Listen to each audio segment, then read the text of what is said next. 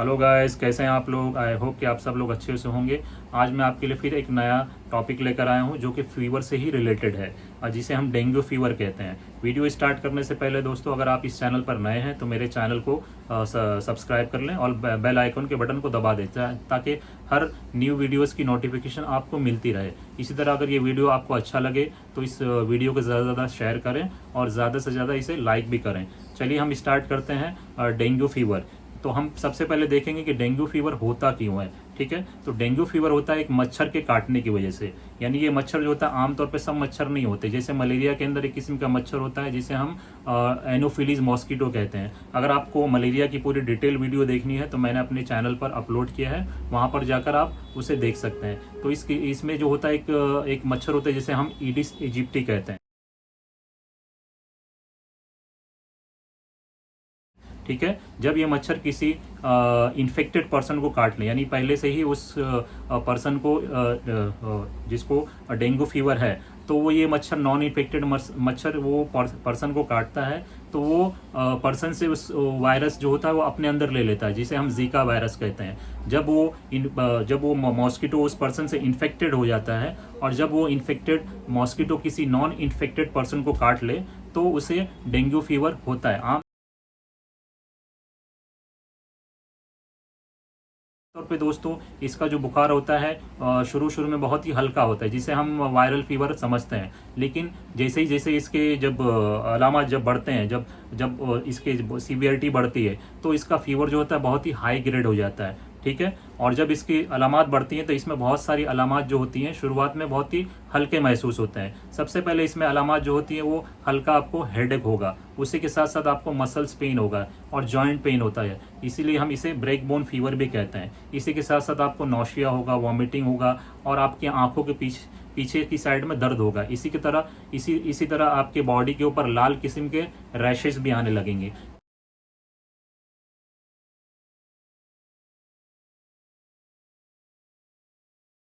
और इसी के साथ साथ अगर इसकी सीवियरिटी बढ़ जाए दोस्तों, यानी बहुत ज़्यादा ये कॉम्प्लिकेटेड हो जाए, ठीक है दोस्तों, नॉर्मली इसका बुखार जो होता है 3 दिन के बाद शुरू होता है और 14 दिन के अंदर ये ख़त्म हो जाता है। लेकिन कुछ लोगों को इसकी सीवियरिटी जब बढ़ती है तो सीवियरिटी बढ़ने के साथ साथ इसकी जो अलामत जो होती है वो चेंज हो जाती हैं। यानी जब बहुत ही ज़्यादा उस पर्सन को बुखार आ रहा है तो उसके जो होते हैं प्लेटलेट काउंट जो होते हैं दोस्तों, यानी आरबीसी जो होता है इसके अंदर ब्रेक डाउन होता है, जिससे उसके प्लेटलेट काउंट जो होते हैं दोस्तों वो कम होने लगते हैं। और जब प्लेटलेट काउंट कम होता है तो उसके और दूसरे साइन सिम्टम्स होते हैं, जैसे उसे पेट में बहुत ही ज़्यादा दर्द होगा और दर्द के साथ साथ उसे बहुत ही ज़्यादा कंटिन्यू वॉमिटिंग भी होगा। वॉमिटिंग के साथ कभी कभी क्या होता है, जब इंटरनल ब्लीडिंग होती है, यानी जब प्लेटलेट काउंट कम होता है उस पेशेंट के अंदर, तो उसकी आंतों के अंदर ब्लीडिंग होने लगेगी या फिर उसकी आंतें फट सकती हैं। इसी के साथ साथ उसके गम से होता है, यानी उसके जो मसूड़े होते हैं उसके अंदर से भी ब्लीडिंग होती है। तो इस तरह वो मरीज जो होता है खून की उल्टियाँ कर सकता है, खून के दस्त कर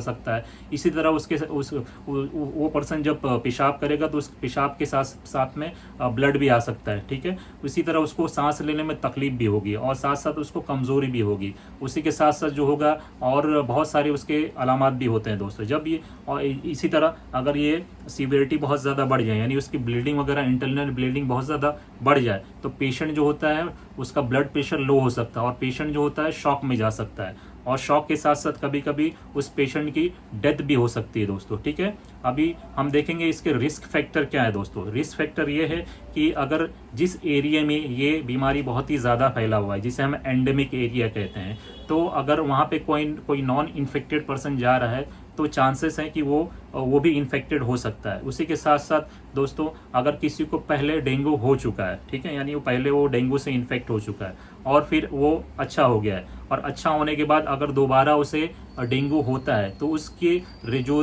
रिस्क जो होता है उसकी सीवियरिटी जो होती है बहुत ही ज़्यादा हो, यानी उस जब सीवियरिटी जो साइन सिम्टम की सीवियरिटी जो है दोस्तों वो बहुत ही ज़्यादा बढ़ जाती है। ठीक है, इसी तरह हम देखेंगे कि उसके कॉम्प्लिकेशन क्या क्या होते हैं। ठीक है, यानी कॉम्प्लिकेशन ये कि हम देखेंगे कि जब पेशेंट जब सीवियरिटी बढ़ती है इस डेंगू की, तो उसका जो होता है प्लेटलेट काउंट बहुत ही कम होने लगता है, यानी उसके आरबीसीज टूटने लगते हैं। तो जब आरबीसीज और प्लेटलेट काउंट कम होने लगेगा तो उसी के साथ साथ उसको इंटरनल ब्लीडिंग चालू हो जाएगी, यानी उसके आंतों के अंदर ब्लीडिंग होने लगेगा। उसके साथ साथ जो होगा उससे खून की उल्टियाँ होने लगेगी, उसी के साथ साथ उसको खून के दस्त होने लगेंगे, साथ में मसूड़ों से, नाक से, मुंह के जरिए खून आने लगेगा। तो इसी की वजह से उसके जो होते हैं ब्लड प्रेशर लो होने लगता है, और उस ब्लड प्रेशर के लो होने की वजह से पेशेंट शॉक में भी जा सकता है, और उसी के साथ साथ वो पेशेंट मर भी सकता है। इसी तरह अगर किसी प्रेग्नेंट लेडी को ऑलरेडी डेंगू है, यानी डेंगू का इन्फेक्शन ऑलरेडी उसे है, और वो उस वक्त अपने बच्चे को डिलीवरी कर रही है, तो जाहिर सी बात है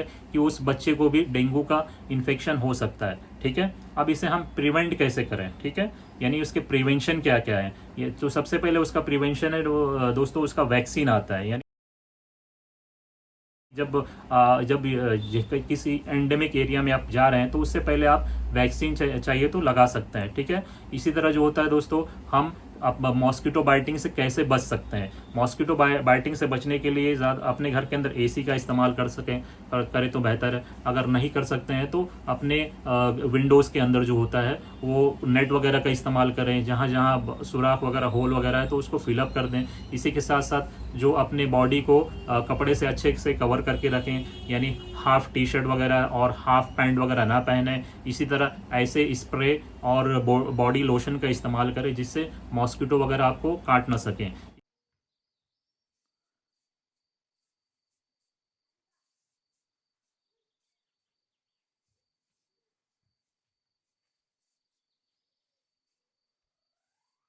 इसी के साथ साथ ऐसे नेट वगैरह इस्तेमाल करें, यानी जब आप कहीं खुले में सोएं तो नेट वगैरह का यूज़ करके सोएं दोस्तों।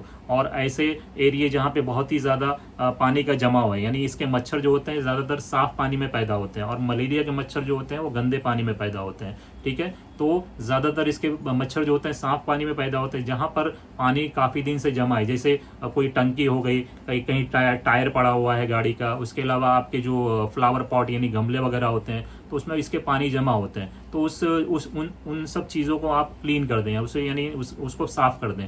ठीक है, तो इससे हम इसके जो मलेरिया के जो डेंगू के जो मच्छर पैदा होते हैं वो बहुत ही कम हो जाएंगे या ना के बराबर हो जाएंगे। ठीक है दोस्तों, इसी तरह हमने इसके सब चीज़ें देख लिया कि इसके कॉज क्या क्या हैं, क्या क्या इसके साइन सिम्टम्स होते हैं, क्या क्या इसके कॉम्प्लिकेशन होते हैं। अब इसके हम मैनेजमेंट को देखेंगे, यानी इसको जब किसी को डेंगू होता है तो हम कैसे उसे मैनेज कर सकें।